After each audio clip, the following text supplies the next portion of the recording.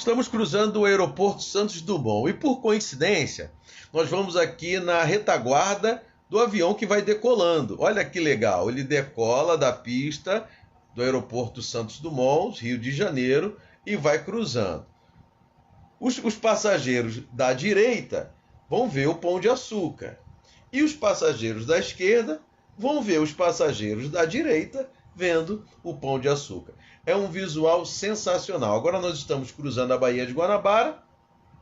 O avião ele vai fazendo a curva próxima ao Pão de Açúcar e seguindo a sua viagem, e nós também seguimos a nossa no sentido Niterói.